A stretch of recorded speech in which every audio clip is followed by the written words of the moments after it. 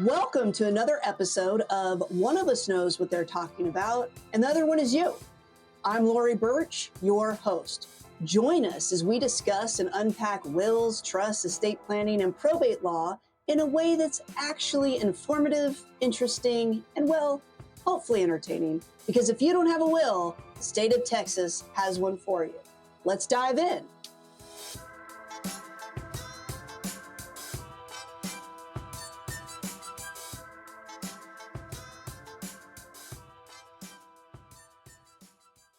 Every episode, I'm less and less prepared. And yet, I've been doing this for so long. Doing what? This, talking about things. I thought you meant just existing. I was like, yeah, you have. I have. I used to do this thing where when I'd be in networking groups and people would say, I have this in this business and I've been doing that since 19 blah, blah, blah. And so I got up and said, I'm Lori Burch and I've been doing that since 1976 because it sounded better than I've been an estate planning attorney for 9 months.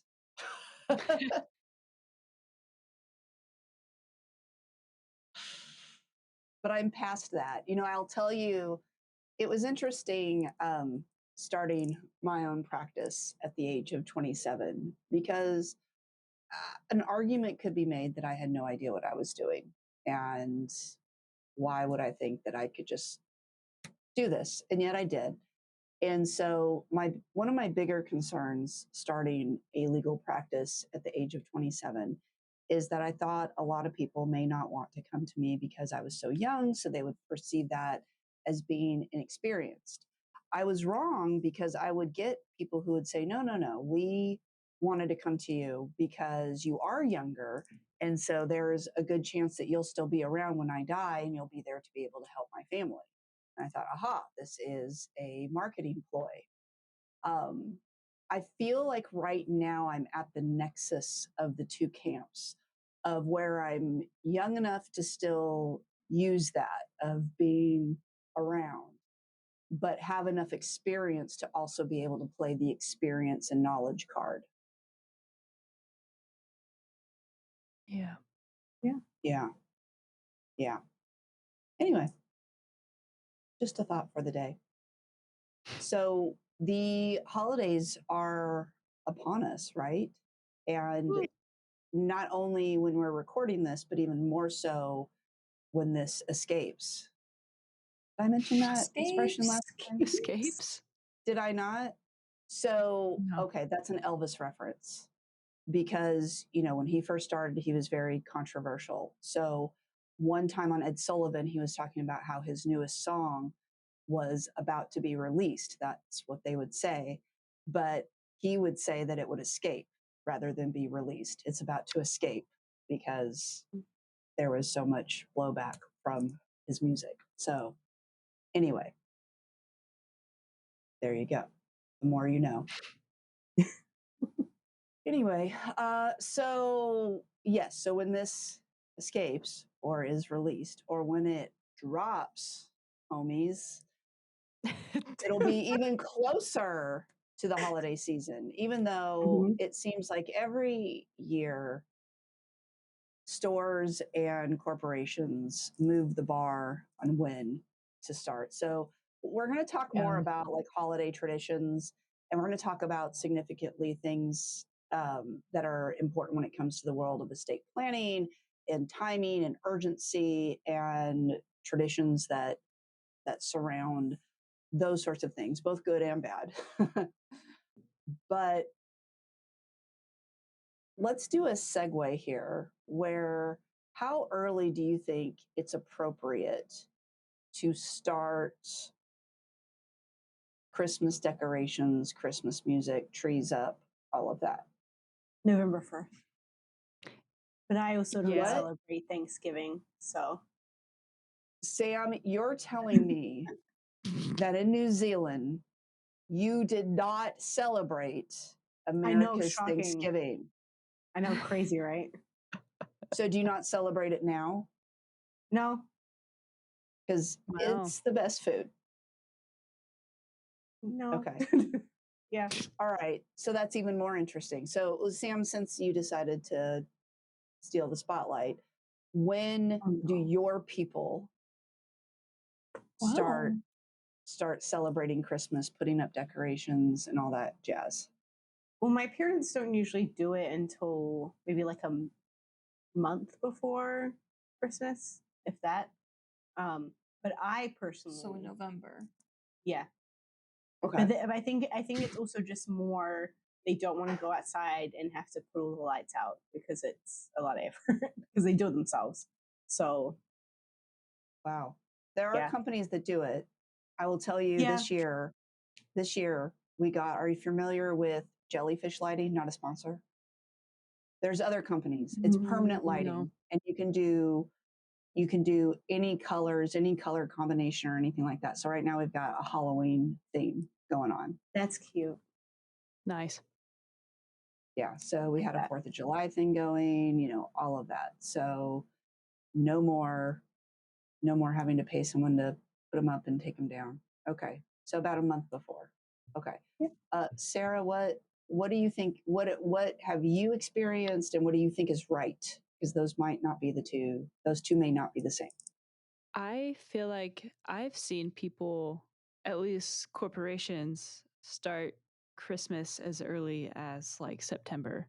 So is that my If not question? August. No, it's But not your question, but Was that my we are. question? well, I'm getting into it. Like No, that's as early as I've seen it. if you were on the stand, opposing counsel would say objection non-responsive, and it would be sustained. They don't know Well- what any of that means. I'm leading into it. That's not how it works, but okay. Okay, well, we just have Doing all the great. time in the I'm world. leading into my answer. We're just Okay. killing time. So Anytime. We don't I need do to kill have a time. 4 o'clock, Sarah. anyways, what I think is acceptable is November 1st. The soonest, the Okay. earliest. Okay. Okay. All right. I'm not going to ask follow-up questions because I don't know what's Yeah. gotten into you today. Cynthia. I don't know. When I do it is whenever my husband allows me to take down the Halloween decorations because Sounds his like- favorite Okay. holiday is Halloween. I can see that. Okay. And Okay. so I usually win the fight around December 1st. Got it. Dang. So what we do, and this is a very personal reason, my birthday is November 26th. And so that's always on or about Thanksgiving. And so Thanksgiving is an important holiday to me. Some people, I was just talking to somebody the other day about how they have a birthday that's around Thanksgiving, or they have a son who has a birthday around Thanksgiving and they don't like it because they're not like in school. And so they're not making a big deal about it in school. And I could not have possibly at any point in my life given a shit about that. I liked having the time off and I liked my family being forced to be together and acknowledge it. And I feel like Christmas season does not start until after my birthday. That's fair. That's fair. Which, to make another Elvis reference, the next question I'm going to ask is when do the Christmas lights and decorations come down? And I'll tell you, they still put up the original Christmas lights at Graceland and they don't come down until January 8th, his birthday, which was per his tradition when he was alive. When do they need to come down? Sam. Like middle of January at the latest. Okay. I like Sarah? having the twinkly lights and everything. I don't Okay. know. I'd say like beginning of the new year. Cynthia? Usually we do like New Year's, the closest weekend after New Year's. Yeah. Yeah. Yeah. About the same. About the same. You can leave the, what is it? What's the line? Christmas lights up till January. Yeah. Mhm. Anyway, all right. Well, I'm glad that we actually did that first before we go back to that, because it leads into kind of the heart of the matter, and that is ho, ho, ho, heart attack. So, something that we stumbled upon because it was an idea I had.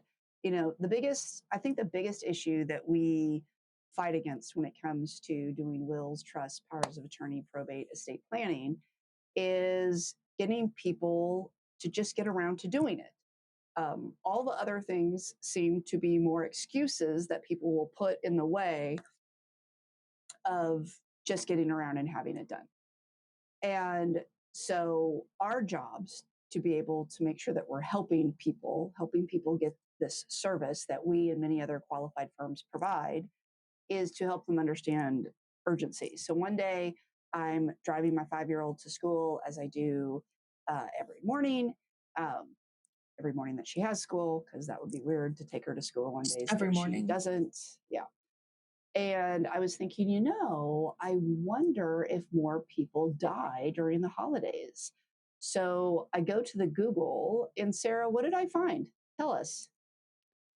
That is correct. That's what you found. Heart attacks actually spike during the holidays. What Hooray. is the day of the year when most heart attacks happen? Christmas Eve. Christmas Eve. That's crazy. And it's not just heart attacks, it's other hospitalization, it's car accidents actually increase, which that one may be somewhat more intuitive because of the increased traveling, the increased driving, the increased traffic, but also, holiday stress, this, that, and the other. So, yes. And so, one reason why it's good for us to be dropping this episode prior to the time that it sounds like any of us like to acknowledge the holidays. And, being in a multi-faith family such as I, um, any of the holidays that come up that you choose to celebrate or are made to celebrate, uh, this is the same thing for that. But we want to start preparing people because um, unlike the way this online legal planning crap presents it, where in 15 minutes you can have a will. No, in 15 minutes you can fill out a form that is a piece of shit and you probably won't get signed correctly. But it still has to be signed. So the process that we employ and the process that quality law firms employ is being able to meet with you, talk about what you're looking for, helping advise you on how to accomplish those things, putting the drafts together, having you review them, work through any questions, corrections, or changes, and then signing them. And speaking of ceremonies and traditions and everything, we're going to talk more about how critical that is. And it's probably something that if you put a list of things that I am most obsessive about, getting documents signed correctly in that process is probably high up there. And I think I've converted everybody in the office, but I think Sam and I may be the only ones who take it so deeply personally. Yeah. Getting it, Are you it's like, come excluding on. me because I no longer do it, or because It's that just is like something I did? we're personally offended. Like we'll wake up in the middle of the night and be like, oh, why did they miss that signature? I'm less personally offended by things. I have less faith in the world. How could That's they fair. do that to me? You like to Like be this more morning? optimistic. Yeah, there's too much crosstalk. I don't really have any idea what anybody's saying. So the point is that yes, so there is a process and there's a timeline. And while these things can be done very quickly, and we try to accommodate those things, I mean, we've done some rather ridiculous turnaround times. We've even done wills while you wait, which is probably my least favorite approach. But sometimes when it comes to the full title of the document, last will and testament, it's literal. That really will be your last will and testament. That now is a good time to start, to have everything wrapped up before you are more likely to have a heart attack. And so we've had some fun, I think, with this campaign because our brand is to be a little tongue in cheek, to be a little fun, to try and drive home the point. But anytime that we are a little avant garde, we get some interesting pushback. And so that just means it's working. And I do think some people may have found our ho, ho, ho heart attack ad campaign award-winning ad campaign. I don't. To That one be, hasn't won any awards. I mean, It will. it will. Yeah, that's all we need to say. Sounds threatening. Mm. It really is to help drive home the point. And we do take this all very, very seriously. We do. But whatever we can do to try and get eyes on it, get attention, and make sure that people understand the importance of getting things done, we're going to try to do that. And the fact of the matter is, the reality is that it's always a good time. Now, whenever you're listening to this, now is always the right time to get a plan in place. But if it incentivizes anybody out there, the fact of the matter is that the holiday season does bring about the necessity of having powers of attorney, wills, trusts, and so forth um, to a much greater extent. And while people are busy during the holidays, it's also a time that we find that there is more free time in the sense of making appointments, reviewing things, and all of that, which is one reason why Burch Law doesn't close a whole bunch during any sort of holidays, is because we know that's a time when people can make those appointments, can do that. So just know that like Santa Claus, you don't have to believe in him, but he believes in you. You don't have to believe that your time is coming, but mortality does believe in you. Sarah, you're leaning in to your microphone, and that's always like an indication that you have something to say. No, that was just habit. So you have nothing to say? I have absolutely nothing to say. Okay, fantastic. So Cynthia also came up with some thoughts about traditions, procedures, and things like that. So let's talk about that. Let's have Cynthia kind of kick that off in the legal world. Some other types of traditions, as it were, that we face. What you got? Well, mostly something people don't think about is actually probating something.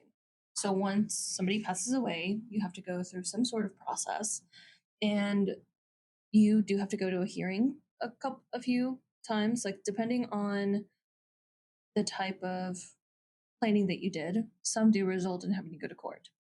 Some result in very lengthy processes where you have to do it multiple times if there's issues, if something wasn't done right, if somebody contests something. Like that is something where you have to go to court a lot. If it's done correctly, you may be able to avoid probate hearings altogether. One of the things that people don't think about is how those are all steeped in just old traditions that we accepted a really long time ago and still now just take as rules. So Right. we call it the court. Well, it used to be like the royal courts, and that's what all of that's called. Like there's different parts of the courtroom. If our attorneys don't really go in person very often, Shruti mainly does virtual hearings, but whenever you go to the court room, like there's a part that's like the bar, you have to pass the bar to enter into the well, the bench where the judge sits. Like these are all things that are steeped in a lot of like tradition and ancient and archaic at times things. And I feel that in England, they have to wear the Mhm. wigs in Yeah, court. the powdered wigs. Oh, no Yeah. way. Do you not know this, Sarah? Yeah, for real. Yeah. No. I know. See, Yeah. we don't have to do that because we tasted freedom. Damn. But yeah, Yeah. I feel like there's just a lot of things that people haven't had the opportunity to learn about. And that's one of the things that I think is a really interesting tradition. Huh. Sarah, it feels like a Sarah, I thought feel like your a comment mind is completely formulated. blown. They also call attorneys barristers over there. Yeah. You could see her Googling it because I just see her mouth wigs really slowly as she was typing. I just see like, Sarah, do you want to talk about this, about the wigs? I guess, yeah, I'm just perplexed why they still wear that. What's the purpose? Because of tradition. Because Okay. of, Yeah. so, you know how here, our our judges, they wear the black Robe. judges robes, Yeah. have a gavel and all of those things. That it's like this is I feel like this is like going into a lot of things, but showing a respect for the institution, for the entities, for the process that you're doing, showing just it's a lot of procedural things that we date back to olden times. Some things don't Days get of changed. yore, Yeah, like that's kind of yesteryear. it's fascinating. Like all the different traditions that have morphed throughout the years, or all the different things that were rules then, but now it's like it doesn't really make sense, but we still do it because it's what we've Yeah. done for so long. That makes sense. Man. Yeah, I a lot mean, of stuff we just do it because we've done it. I think that's something that, hangs up a lot of people and where we're having to navigate a lot of problems, particularly when they don't do any planning or try to do it themselves, is there's just things from English common law that Mhm. 49 states in the Union apply. Louisiana is the holdout. They apply the Napoleonic Code, French law. Yep. But Sarah, I feel there, like you're learning a lot this episode. I It is. am. That's crazy. yeah, so even like the common law issues and what they're common law both and community property is what I was trying to get at. You know, what I try to tell clients all the time is like, I didn't write these laws, and you might think some of them are a little outlandish and counterintuitive and all of that. And yet here we are. And particularly with the way that our country was founded, that there is a certain amount of autonomy that each state has. And this is one of the areas where there is the most autonomy for um, for states when it comes to how wills are drafted, powers of attorney, how they're signed, the requirements around that. And we just had someone, Sam, I think, didn't we, that we sent them a copy of a trust and they Mhm. decided to get it docu-signed. Yeah. And it's okay. It's okay. Like, I get it. I But get people don't you. know. Yeah. Except the law does not, Texas law does not allow for a trust or a will to be docu-signed. It has to have what's Yeah. called a wet signature. They also live in France, and because of the company that they use, the notary was in Florida. What? Well, Mhm. and there Yeah. are so a couple things there, and again, this has to do Interesting. with people not knowing the Yeah. traditions, conventions, or requirements, is that a trust, unlike other estate planning documents, does not have to be notarized. The Mhm. other thing is that embassies and consulates have the ability to do the equivalent of a notarization Mhm. if we so choose. And so those are all things that we've had to guide people on. But when people don't consult with us, then that's where things kind of fall apart. But the signing is, I know it seems so silly, but I just cannot wrap my head around why so many people do not get documents signed or get signed correctly. And it is called like the signing ceremony, and there are witnesses and notaries, and all of that are required. And no, family members cannot be a witness. I don't, maybe I've been in it too long to not understand how anybody could think that that's okay. Like that's a problem. I think when you've done it for too long, or being a lawyer because you've spent all this time going to law school where they um, basically deprogram you to think like a human and make you think a different way, that it's hard to relate to other people.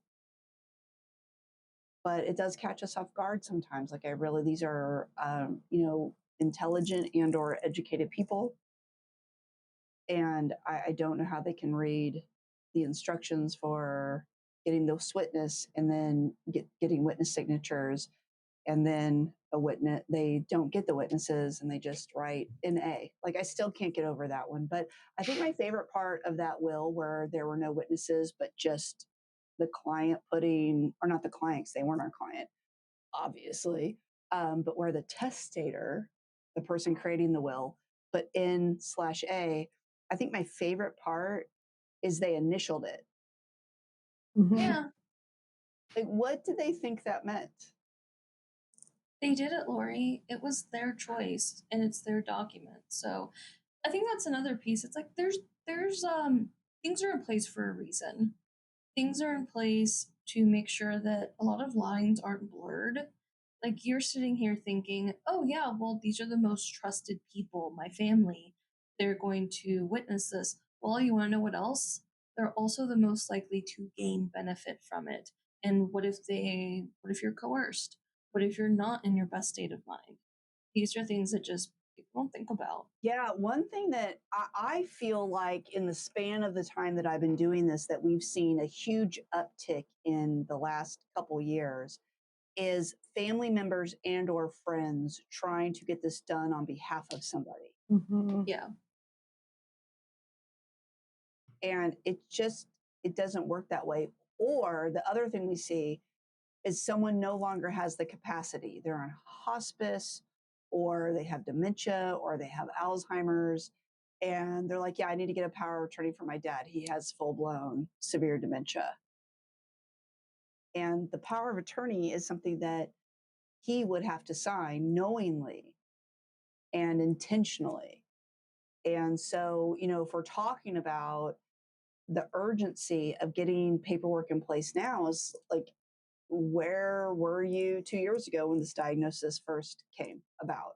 And there is a lower standard when it comes to some estate planning documents as far as someone's cognitive abilities, but there still is a standard.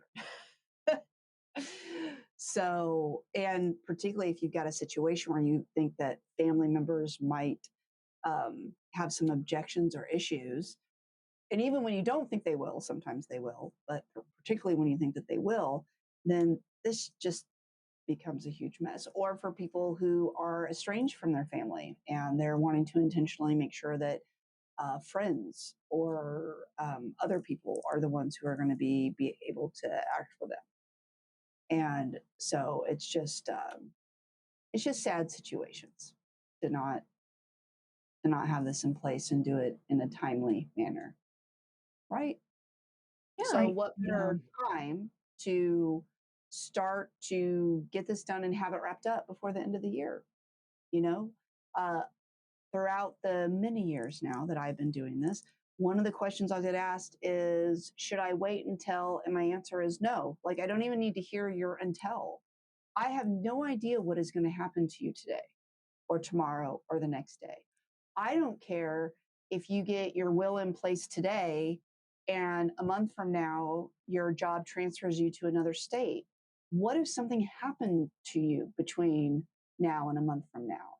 And that's why I think the example of like homeowners insurance or car insurance is a great way to think about this, except it's a lot more expensive. You don't have to pay for it every year. And unlike car insurance, where you may never get in an accident unless you're Sam, or homeowners insurance, where you may never have a claim. I hate to break it to you folks, but at some point, your time is going to be up. Your clock is ticking. And so what if maybe you had to do like, oh, wouldn't that be awesome? Like you're going to update your will every single year. Why not?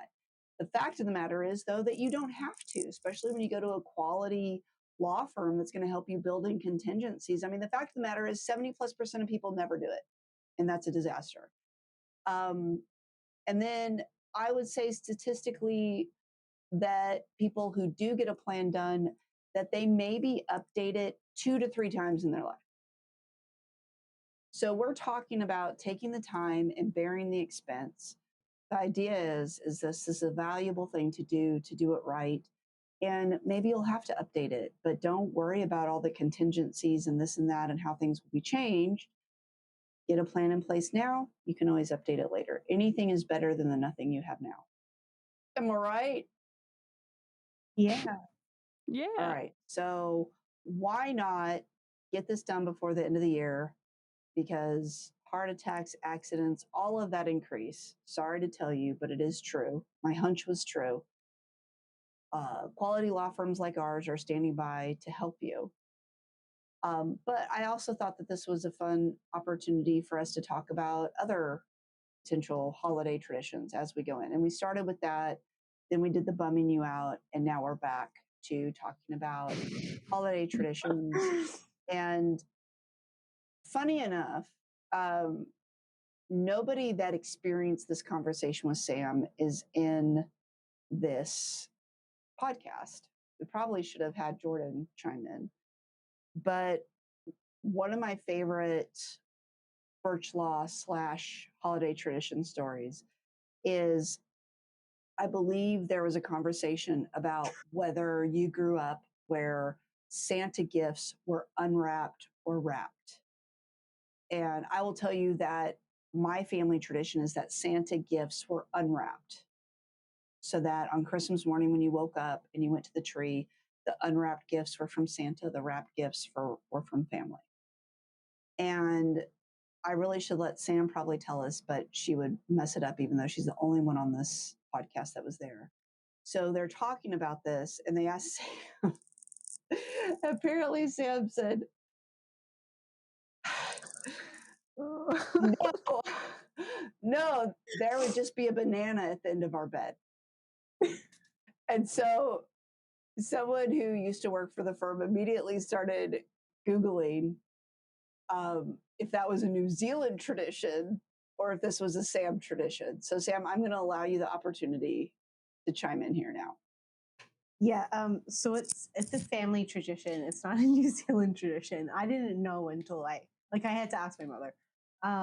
And essentially, Santa, quote unquote, would sneak in before we woke up and put like a box of chocolates. It's like a specific non-American brand, a banana, and then I think it was like a liter of Coke. I don't know why they would give us so much soda, but it was essentially a way of um, shutting us up, so we're not asking every 3 seconds when lunch was going to be ready or when prisons were going to start, stuff like that.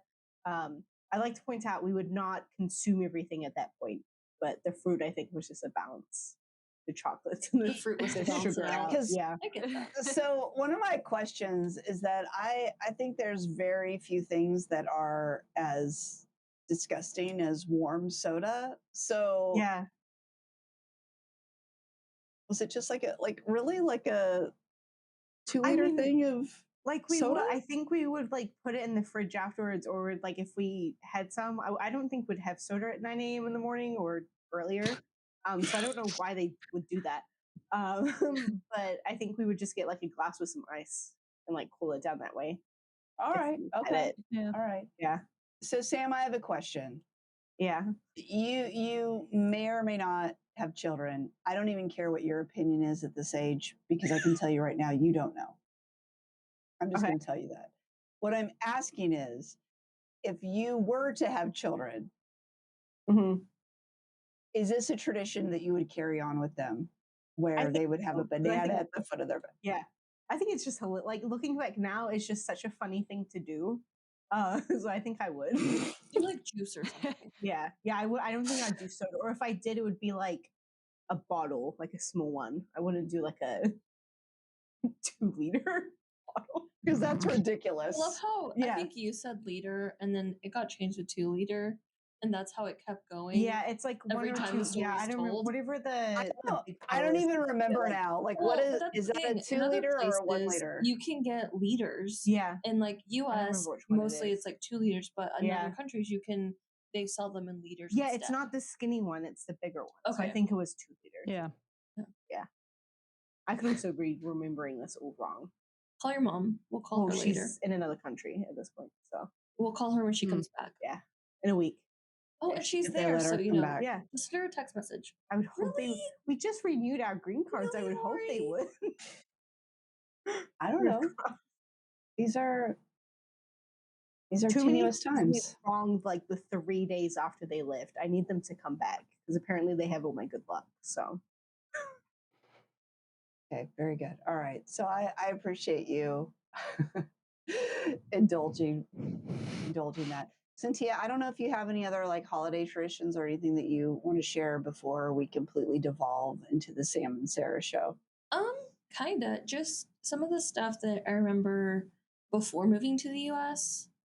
How it seems like it was more commonplace for Christmas Eve at midnight is whenever you would do family Christmas, like with your parents and your sibling. Mm. That's whenever you would open the gifts and such.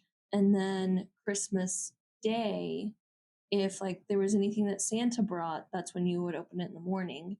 So whenever people would say, are Santa gifts wrapped or unwrapped? And I'm like, well, they're always wrapped, like, because you do the family ones before that. That was kind of a Got thing it. in my brain. And now I know it's like, oh, okay, no, that's just what we did. And then Christmas Day, we would do family stuff with extended family. Because my mom Oh. was one of like 8, I believe. My dad was one of 5. So on Christmas Day is whenever you would do all that fun stuff with the cousins, the bajillion people. And then we kept that up whenever we moved to the US.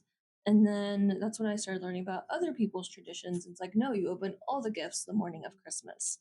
And my husband, his family, it's I didn't know if this was like everybody doing it or just his family. So this is what I do now on Christmas Eve. That night, I still do things with my mom, and then we'll go to dinner at his grandmother's house. Sometimes we'll go to like a candlelit service. Sometimes we don't. Just depends on the year.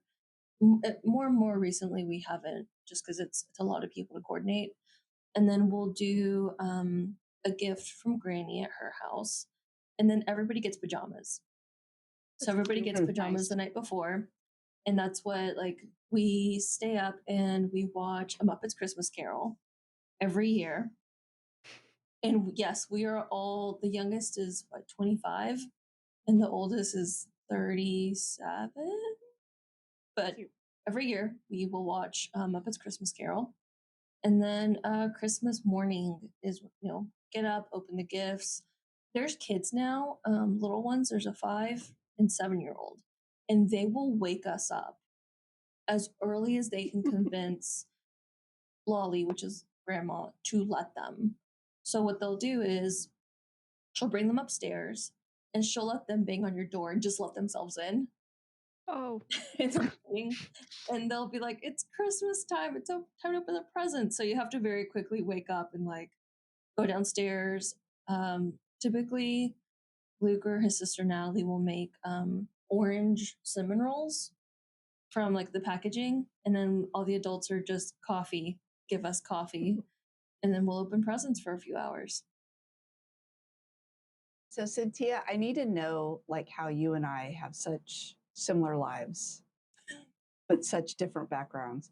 Because a couple of my favorite traditions is that for us, there is one Christmas Eve gift that everybody gets. And growing up, I remember my mom would always put a tag on it. We always use tags, present tags.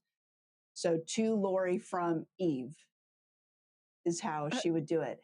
And they were always pajamas, so that we would sleep in those pajamas that night. And then the next day, that's what we would wear and all the pictures would be in. And then another thing is we always had those orange cinnamon rolls. And even to this day, like I always have those. Oh. I always Yeah, have Luke's those ready to go. family, no one can start Kimberly opening knows gifts until they're made. orange cinnamon rolls Christmas morning.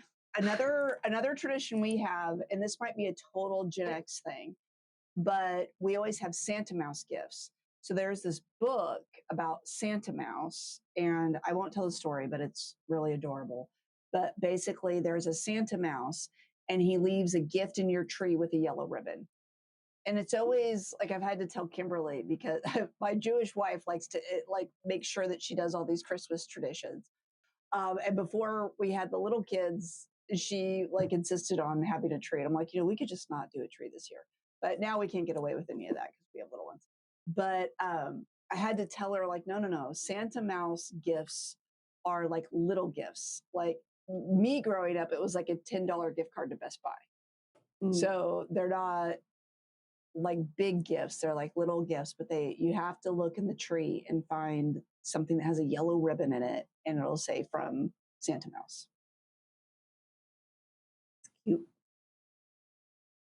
And now's the time where we completely fall off the rails. So Sam and Yay. Sarah, you all go ahead. Tell us. You take the lead now. Tell us about some other traditions besides having heart attacks that people have during the holidays.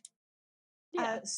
I think ours is a mix of some traditions around the world and then ones that we do personally. Take it away, Sarah. Thank you. So we always do things. We don't do things on Christmas. We do things Christmas Eve, and we always do a white elephant, which isn't that, uh, crazy or whatever. But like that's just what we've always done. We never do like a banana at the actual. foot of your bed. Yeah, it's not that crazy, but instead of like gifts, we'll do white elephant, and that's what we do for Christmas Eve. My first one was about the banana. So I'm gonna tag on that. And for when we do our Christmas dinner each year for Burch Law, we do white elephant. So that's a tradition. Oh yeah, Well, that's this true. year, Gabby said we should do stockings. We can hang them up in the office, and that way we don't do that. Did she mean like a secret Santa stocking? So each one of us, like we get. Like everybody does, Secret puts up a Santa. stocking, and then you put like little things in there. So you, I like the idea of doing a everybody's? secret Santa stocking. That'd be kind of cute. Secret Santa would be cool. Maybe we'll do that this year. Yeah, Sam, as someone who's on the events committee, take that back to your people. Yep. Yeah. Which is none of us, by the way. Yeah. No. Yeah. I'm just the one who pays for it all. Returns. Wait, does that mean it's my turn again? Yeah, Yes. because my banana one was done earlier. I Okay. couldn't wait. The banana at the foot of your bed is something that I don't think I will ever, like on my deathbed, I'm going to be telling the story. And then Kimberly will interrupt it. Indeed. We don't do this anymore, but growing up, we would sometimes do Festivus, and we would air our grievances as a family. We do that. Yeah, Just in general. I think it's healthy. So it's like one big roast session to each other, essentially, or like Kinda. that's crazy. It's from Seinfeld. Yeah. Oh, is it? Oh, I don't. Yeah. It's Festivus for the rest And of us. Yeah. I feel like my mom celebrates Festivus at least once a week. Yeah. So real. Same. The next one is we mentioned this earlier as well, but doing wrapped or unwrapped gifts. That was like a whole conversation. I feel like for like a week in the office. Mine's wrapped. Mine were Okay, so I always take it this next one is unwrapped. Sarah. Yeah, this next one is Sarah. Yeah, we already talked about Sam's. I don't know how weird this is. I've always heard it's like kind of strange, but it doesn't matter if you're divorced and remarried, but everybody comes together for the holidays, and it's just one big party. No, that's never been my experience. So wait, Yeah, no. I need you to elaborate on the including those that are divorced and remarried. So let's say that your parents are divorced and they've married other people, but technically like somebody divorced out of the family, they still show up with their new spouse? Yeah. Huh. That's progressive of y'all. Yeah. That is not. I mean, honestly, everybody in my family is divorced and remarried. So how many times though? Wow. Well, I don't know, but either way, I don't know that there's enough room at the table for my dad's 5 wives. Is it only 5? So far. So far. I don't. This next one, fine. Sam, It's not really technically a tradition because I think we've only done it like once or twice. One time. But I'm gonna put it on We here. did it once. One that maybe could be a Burch Law tradition is us. We go to Lori's house and there's a little pit there, and we burn things. Okay, let me Can further you elaborate on this because no. Satia's going to give context to this, please. Yes, because Well, I was gonna It's give amazing, context, but then she Sam. like I setting it up. that's not how you set this up. There is tradition in many cultures that whenever there's like energy or something that you want to get rid of, you have a ceremonial burning of something. So this is what this is. We've only done it one time, and if I remember correctly, So somebody acquired a tiny pinata Oh, that's and we right. stuffed it full of different things that represented other things, and it was in Lori's house in the Yeah. grill. Yeah. It was We should do it again. kind of weird. I could see us doing it again. Yeah. We'll probably do it It again. might be but time. That's It might be It time. feels like it needs very to be a yearly ceremonial. thing or a bi-yearly, just to get rid of. Just go to Burning Man, Sam. Go to Burning Man. They do the same thing. I would never go to Burning Man in my Oh. life. What about walking across hot coals? No. No. As a team, And no, it's a team event. That's what I'm saying. whatever. Like, would you do No. it? No. I've heard that No. it's not that hot. If you I don't keep believe it. moving, it's like, well, hold on. It's like whenever My feet are you're very on the sensitive. beach, I have very you, delicate feet. walk across the sand without Yeah. shoes on, or whenever you're walking worth to the it. pool, whenever it's hot out, and you're walking across like the concrete. Mm. You can fire an egg on some of those. Yeah, Yeah. I love eggs. I know. We know. Next. Elf on the Shelf. I personally find this one very creepy. I don't like it. Did they do it for you as a child? No. Oh, okay. All Because right. I don't Look, like it. as the only one who is a parent thus far here, everybody can do what they want to do. I am not on board with Elf on a Shelf. I didn't grow up with this. There is a time period for the now 14-year-old where we had to do it. It's a lot of stress. So thus far, I have adamantly protected my 5 and 2-year-old from this, and I hope that they never ever want this. Yeah. Very fair. Do they do it at school at all? Now this year, Adley may want axolotl on a shelf because she wants axolotl everything. But there's not. We also have a Minch on a bench because we're a multi-faith family. But there's not as much pressure because there's just a lot more forgiveness there. Yeah. Yeah. And now we get into traditions around the world. So the first one is Krampus, and this is in Germany, Austria, and Hungary. And it's known as Santa's worst half is a hairy devil-like creature called Krampus.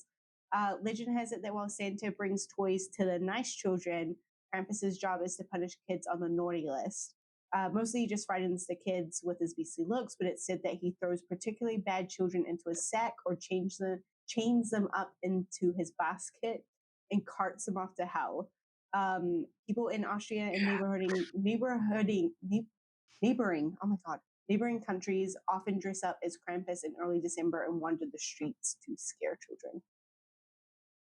Oh, to scare I children. think there's also a movie called Krampus. There is. I hope that we are evolved enough as a society where this is not acceptable. I'm just going to put that out there. I asked you all not to post this stuff so that I could respond to it in real time. Uh-huh. You did not do that. So what the hell is this next thing? What is this? The pooping log. It's a tradition in like the Spanish region of Catalonia. It's called the Tio de Nadal, which roughly translates to Christmas log. And the log is hollowed out and given a face with legs and a little red hat specifically. And then starting on December 8th, families, quote, feed the log every night by filling it with presents and candy. And then they also put a blanket over the log to keep it warm. And then on Christmas Eve, the log is placed into an unlit fireplace, and members of the family take turns bashing it with a stick, commanding it to commanding it to defecate out on the presents or defecate out the presents and candy while singing traditional songs. After the beating, family members reach below the log's blanket to retrieve the gifts. That is what this website says. Yeah. Okay. Last one. It's like a pinata, I guess. Yeah. Yeah. The last one is titled KFC for Christmas. This is in Japan. So in Japan, it's all about KFC for Christmas. It's estimated about 3.5 million Japanese families eat fried chicken on Christmas Eve. And it's thanks to a marketing stunt that KFC did in the 1970s called Kentucky for Christmas. So I see some other words there. I'm not. I tried earlier. I could not say it, and nobody needs to hear me do that. Okay. But Christians make up a very small percentage of the Japanese population. So this was KFC's way of making up for the lack of Christmas holiday traditions in Japan. And the KFC Christmas meal is so popular, a lot of families pre-order their dinners, which include fried chicken, cake, and champagne, and they pre-order it months in advance. That's how popular it is. Dang.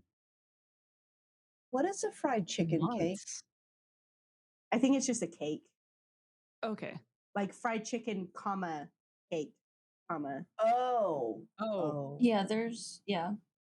Okay. Well, you know where the Jewish people go for Christmas Day. Wait, hold on.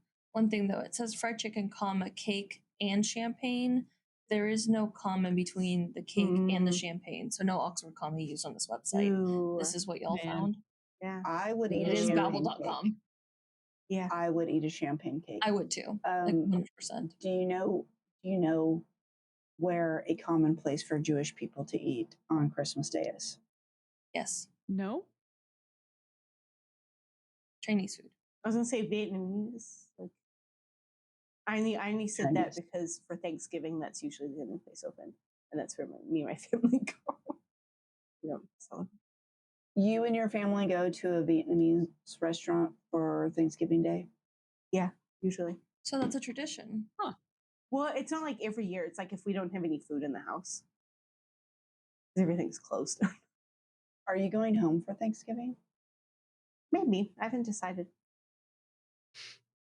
Have you ever gone to a Thanksgiving dinner, like a traditional American Thanksgiving dinner? Our neighbors, before we bought their house, or my parents bought their house, invited us over like a couple of years in a row.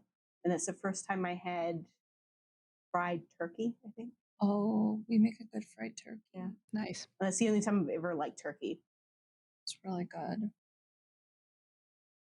Sam, I think you should stay in town, and I think you should come to my sister's house. If you want to experience at least one time in your life the most ultimate traditional Thanksgiving.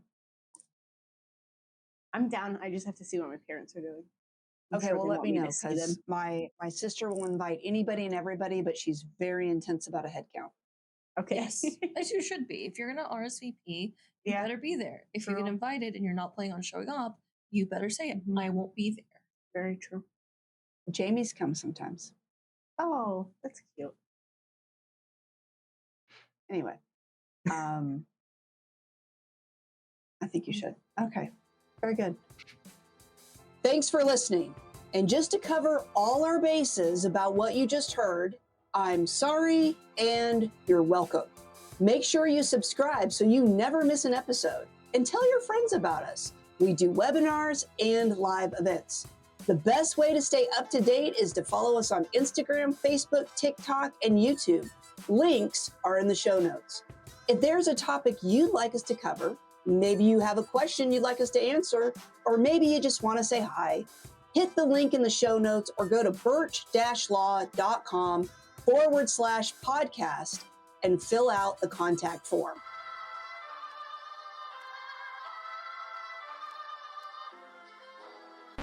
Much better. Yeah, I thought that had a lot of energy.